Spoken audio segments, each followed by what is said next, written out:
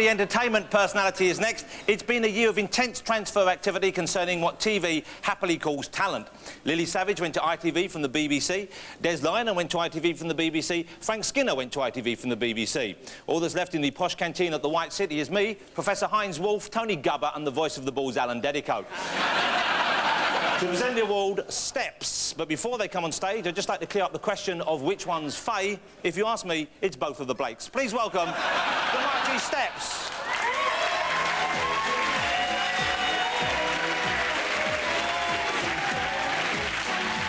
I'm sorry. How you doing? You look lovely. Pleased to meet you. Hello. You look lovely. Hello. You look lovely. Hey, how you doing? Hello, mate. Whoa. There you go. I'm going to take over. Right, well, thank you very much for coming on. You're welcome. Now, I'm right in thinking you're just, like, huge. You're just like a big, big band all over the world now, aren't you? We're not doing badly. OK, well, congratulations on that. Now, I was going to do the showbiz thing and pretending to be a big fan, but let's face it, I started shaving before any of you were born. So you're not for me and I'm not for you. So let's get to the nomination. OK, right. The nominations for Best Comedy Entertainment Personality are Graham Norton,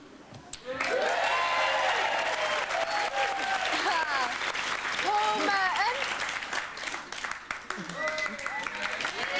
and Michael Barrymore. Let's remind ourselves of how they all do their business. Any continental food at this canteen you used to work in? No. Nothing? No. No Italian food? No. Just plain English food. No spaghetti bolognese? Oh, yes, we had a bit of that. Well, that's been going years, hasn't it? I mean, it's been going years. I said, do you serve any continental food? You said, no, none of that at all. I said, any Italian and stuff like Well, no. Spaghetti bolognese is English. The next item, Spike, is rather unusual. You spent 6 years, along with many other people, fighting in the war against Adolf Hitler, fighting for all our freedom, and the individual hate figure that you have chosen is Chris Evans.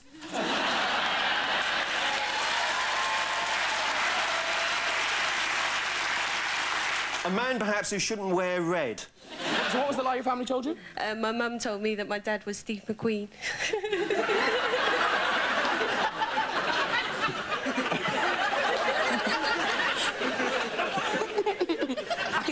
And when did this deception become apparent to you? When I was about 15 or something. No!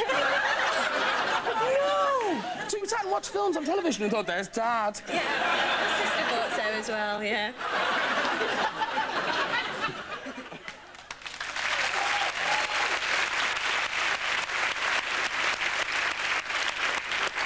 And the winner of this category is...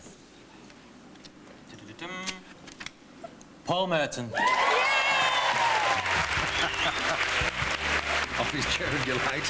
Stalwart, have I got news for you? Host of Room 101, Hancock fan and top television comedy personality back in 1992. Well, you can obviously understand my thrill at winning this award, considering I wasn't even nominated.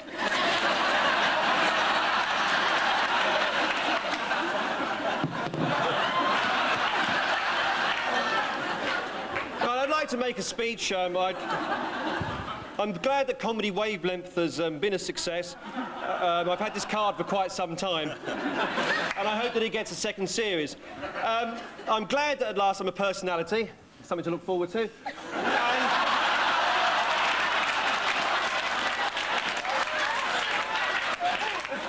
It's very poignant that I should win tonight. It's 10 years ago to the very day that my great-grandmother, is bizarre, really, it's a bizarre coincidence. According to the death certificate, she died at exactly 10:27 a.m. and the grandfather clock in her country cottage stopped at exactly 10:27 a.m. It fell on top of her. What do you mean, get off? I'd like to finish. I'd like to thank everybody who worked on Room 101, and particularly the guests, Michael Parkinson, for coming on so soon, Nick Hancock for coming on, who then realised 5 minutes in he wanted it back, but he couldn't have it. And also I have good news for you for working with two of the finest straight men in the business, whose names permanently escape me. I'd like to thank also, finally, Sarah Parkinson, the delightful, beautiful Sarah Parkinson, daughter of TV's Robin Parkinson, Mr John Irwin, Mandy Ward. It's been a very good night. Thank you very much indeed. Good night.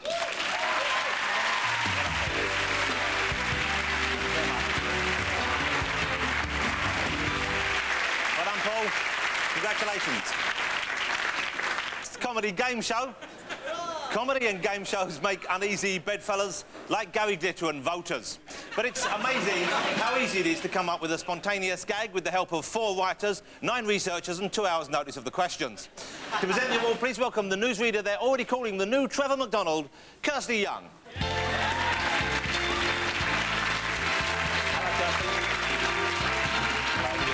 Hello, to see you. Thank you for coming on. It's a pleasure. You've moved over to ITN from Channel 5 now, haven't you? Is that right? Just about. I started in January, yeah. When you were doing Channel 5, of course, you were kind of famous and notorious for doing the news standing up. Yeah. Now, were you always standing, or were there some stories in which you rested both buttocks down, some stories only the one buttock, others you hovered just above the desk? I never hovered, but if it was a serious story, it was 1 buttock. If it was slightly humorous with a bit of an eyelid lift, it was 2 buttocks. You know, I could stand here and talk about your buttocks all evening, Kirsty. And in an alternate reality, maybe I am. But now, if we could have the nominations, please. OK, the nominations for Best Comedy Game Show are Never Mind the Buzzcocks,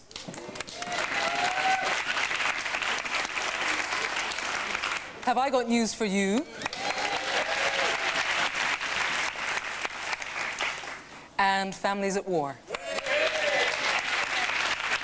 Here we go. Let's remind ourselves of those great shows. Go faster! It's only 1 heartbeat away. 7.2. When I need you.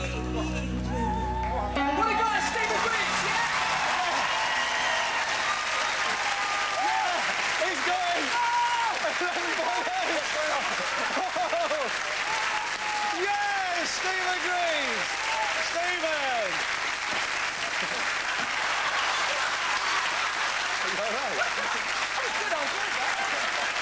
As you may have heard, the BBC has issued a ban on mentioning certain aspects of Peter Mandelson's life. We, however, refuse to submit to any form of censorship and will continue for a meal in Clapham.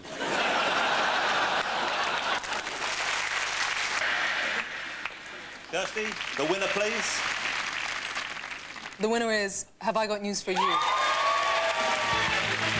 Well, the team's all here, just minus Ian Hislop. There's the host of the show, Angus Deaton, of course. Best new television comedy back in '91, and they picked up a further one in '92.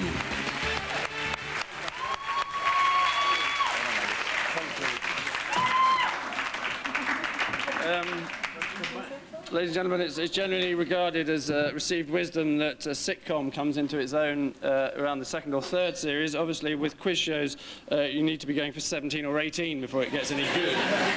So thank you very much. This is an award, obviously, for all the team, most of whom are here, all the researchers, the series producers, the executive producers, the associate producers, and any other producers that know me. I'd just like to say thank you to all of them for all of the work that they've done over the years. Paul, do you have anything to add? Yes, it was tremendously exciting. When I auditioned for the role of working class panellist, I had no idea that I would actually receive that award. I would like to also mention Ian Hislop, who is, like myself, a fellow actor. He's actually working class and a Pakistani, so he does tremendously well. So thank you very much for this lovely award. Thank you.